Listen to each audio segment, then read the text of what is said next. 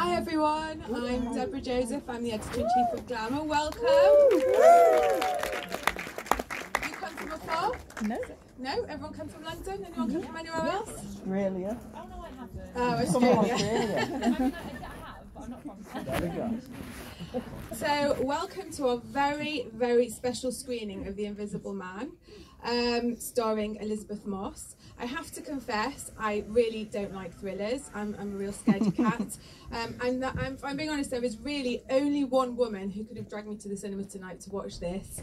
And that is the lady herself. She's incredible, and so how privileged and lucky are we that she's agreed to join our little soiree this evening, and to be interviewed by Glamour's very own Josh Smith. So without further ado, I'd like to welcome Josh, Elizabeth, and two very special guests. Hello everybody, how are we doing? You excited? Yes! Love this. Okay, so our first special guest of the evening is producer Jason Bloom. Hello. How are you? Hello. You excited? Very excited. Very excited. Very excited. Very excited. I wasn't sure when to walk on. But Yeah. I feel much better We now. got the cues ready, Yeah, so yeah, we're yeah. okay. I had a lot of warnings, but I'm glad to finally glad to have Well, arrived. welcome. Thank you very much. And our second special guest of the evening is writer and director Lee Renown. Hi guys, Hey, how are you? I'm good. Good. Hi Jason. Lee is very serious. Very serious. See how I tensed up when you touched me? We're going to go deep. And now we are going to be joined by the male lead in this very scary film. You guys are going to be on the edge of your seats at the end of this. Is Oliver Jackson-Cohen. Hello, Gav. Heidi, hi. We're sharing my Sharing mine. And he's a local. I mean, he gets props. For I know he does. The British Down represent. Yes. Yes. Half his family's in the audience. About 60%. There they are. I thought they'd scream a bit louder than that. Fair enough. You've got They're trying to time. lay You've low. got They're time. trying to lay low. Afterwards, they will. Okay. And now we are joined by the leading lady herself, and I called her the queen of drama earlier, and she serves up that drama. It's Elizabeth Moss!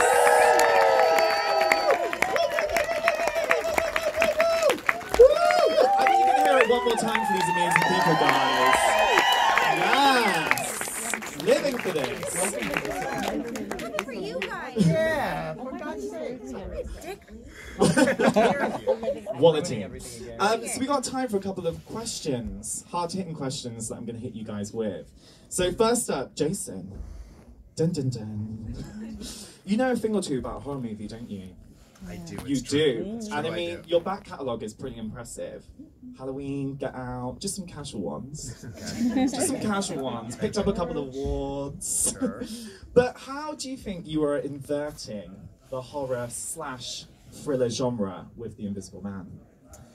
How are we inverting the horror thriller genre with The Invisible Man? Well, we had the easy job of saying yes, but really, this is the group that inverted the horror genre. And I think one of the interesting things they did with this movie is they took the great movies that I'm older than you, so I don't think I would ever make that mistake, but that I grew up with, you were a child, but you were inspired by, of the 90s, these female-driven thrillers that Sherry Lansing used to make at Paramount, and put the shell of the Invisible Man around those thrillers, and made it contemporary and relevant to today, and that is The Invisible Man, which you guys are about to see. So how have you made it relevant to today? Talk to me. Share those thoughts. Well, it's hard to say. I'm the least qualified person to talk about the film because I made it. You guys are far more qualified than me to tell me what happened. It's like I woke up from a coma and now people are watching the film. But what we were trying to do is just make something really scary, really tense. It sounds weird to say it about a movie because movies are supposed to be an escape from your real life, but I wanted to make something really stressful.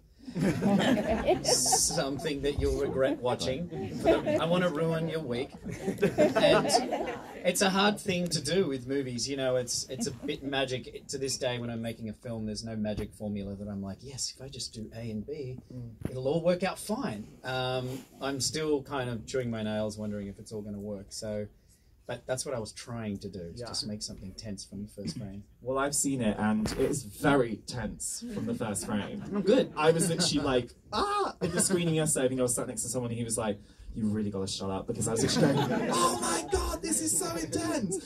Because why do you think... we're trying to undersell. They haven't seen I've got We're not doing the expectations. It's impossible to impress them now. I know. I feel like the Australian way of marketing is very similar to the UK way, which is to be like, it's all right.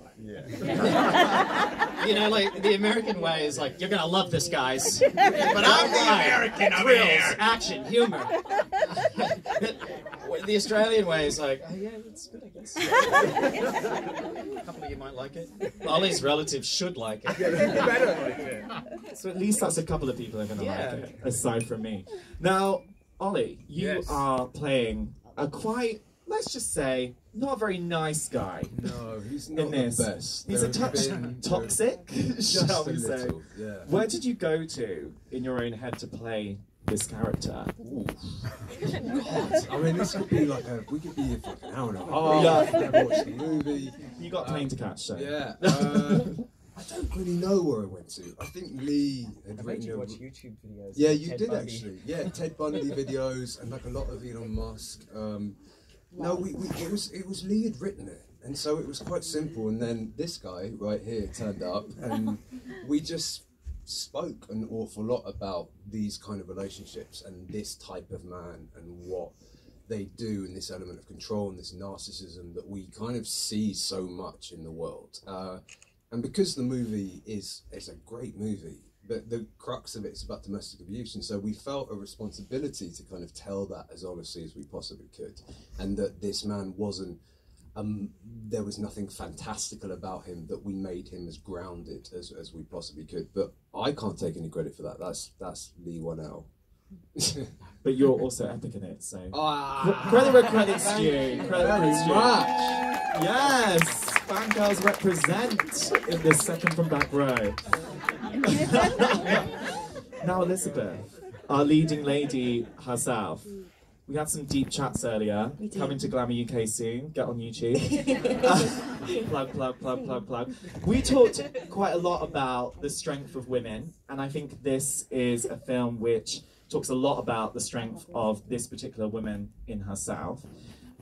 What do you think you've learned about yourself through this character? I mean, I think through a lot of the conversations that Lee and I had, not just the script that he wrote, but what we talked about when I got to Australia, and then our conversations as well, and the three of us. I think one of the things that was so important to us, we were talking about it earlier, is just making sure that this was an honest portrayal of what it's like to be in a relationship like that. That women who are in relationships like that, or toxic relationships, are intelligent, they are strong, they can be weak and make maybe perhaps the wrong choices, but it's not always their fault. And I think that was something that was important for us to protect and to honor, I think, in the true stories of those relationships. What do you want us to take away from this movie at the end? I mean, when we first talked, I mean, the first thing we were talking about was we wanted to make the scariest movie. You know, we really just wanted it to be scary and entertaining and fun and make people scream and then laugh about how scared they were. And we wanted that experience for everybody because we love that. But then, you know, but then I'm American, so I think the movie's amazing.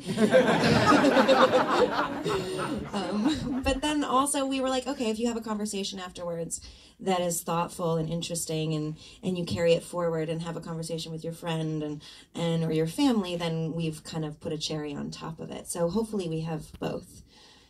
Yeah. And I think it's also a very great movie to get people talking, like we were saying earlier, and show that there's so much power in talking, right?